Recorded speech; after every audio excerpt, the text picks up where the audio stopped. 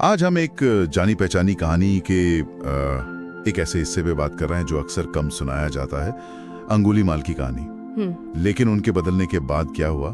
हमारे पास समाज की सजा अंगुलीमाल का प्रायश्चित से कुछ अंश है, और सवाल यह कि भाई कोई इंसान पूरी तरह बदल जाए तो क्या समाज उसे अपनाता है? हाँ, ये सवाल बहुत गहरा है, क्योंकि ये कहानी सिर्फ एक व्यक्ति के मन बदलने की नहीं है। ये समाज की प्रतिक्रिया और जो कर्म का सिद्धांत है उसकी भी कहानी है। मतलब अंदर शांति मिल भी जाए तो बाहर की दुनिया उसे मानेगी या नहीं। तो कहानी में अंगुलीमाल अब एक भिक्षु हैं, बिल्कुल बदल चुके हैं। भिक्षा मांगते हैं, ध्यान करते हैं, धर्म का पालन करते हैं, और शायद पहली बार वो अंदर से शांत हैं। अपने अतीत को स्वीकार कर चुके हैं, डरते नहीं। लेकिन मुश्किल तब शुरू होती है जब वो भिक्षा के लिए गांव जाते हैं। जैसे ही वो पहुंचते हैं, दरवाजे बंद, लोग गालियां देते हैं, पत्थर फेंकते हैं, डंडे मारते हैं। हाँ। कोई चिल्लाता है, इसने मेरे भाई को मारा था। कोई कहता है ये बाहर क्यों घूम रहा है। रोज उन्हें चोट लगती है, पर वो कभी पलटकर कुछ नहीं कहते। कोई गुस्सा नहीं, कोई हिंसा नहीं। सोचिए ये झेलना कितना मुश्किल रहा होगा। और यही समाज का वो पहलू दिखता है। लोग उनके आज को नहीं देख रहे, वो उनके अतीत को, उनके पुराने रूप को देख रहे हैं। उनकी नजरों में वो अब भी वही हत्यारा है। उनका जो अंदर का बदलाव है वो बाहर वालों के लिए मायने नहीं रख रहा, कम से कम अभी तो बिल्कुल नहीं। और एक दिन तो मतलब हद ही हो गई। किसी ने जोर से सिर पर मारा, खून बहने लगा। वो उसी हालत में लहूलुहान बुद्ध के पास लौटे।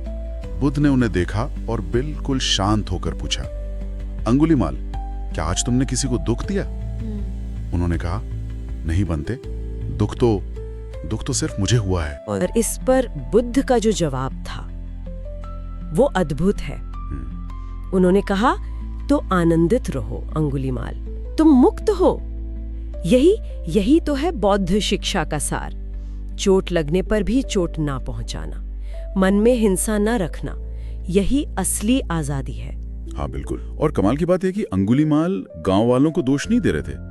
वो सोच रहे थे कि ये दर्द, ये अपमान जो मैं अब सह रहा हूं, ये उस दर्द के सामने कुछ भी नहीं है जो मैंने दूसरों को दिया था। वो इसे अपने ही कर्म का फल मानकर स्वीकार कर रहे थे। ये भी उनके ध्यान का हिस्सा बन गया था। सही कहा। बुद्ध ने भी अपने संघ को यही समझाया था कि अंगुलीमाल को अपने किए का जो गहरा एहसास है, जो समझ है, वो नरक की आग से भी बड़ी शुद्धि है। बाहरी सजा नहीं, बल्कि ये जो आत्मज्ञान है, यही सबसे बड़ा प्रायश्चित है। धीरे धीरे वक्त गुजरा।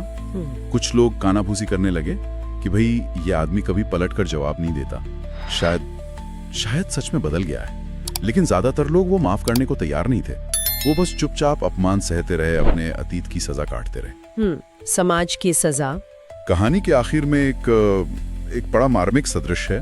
अंगुलीमाल एक दिन फिर घायल हैं, पर चेहरे पर एक हल्की सी मुस्कान है, शांति है, मट लौट रहे हैं। तभी रास्ते में एक छोटा बच्चा, जो पहले शायद डर के मारे छिप जाता होगा, वो उन्हें देखकर हाथ हिलाता है। डरता नहीं। शायद सालों में पहली बार किसी ने उन्हें बिना डर के, बिना नफरत के देखा था।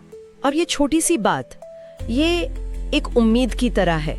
ये दिखाती है कि लगातार शांति और अहिंसा का रास्ता शायद धीरे धीरे ही सही पर असर डालता है।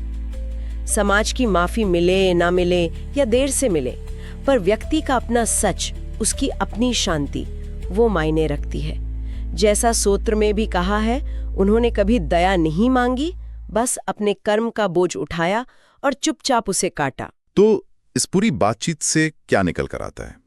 पहली चीज तो शायद यही कि समाज आसानी से भूलता नहीं। माफ करना और भी मुश्किल है। हाँ, अतीत की छाया लंबी होती है। और दूसरी बात कि असली शुद्धि या सजा बाहर से नहीं, अंदर से आती है। अपने कर्मों को समझना, उनका एहसास होना।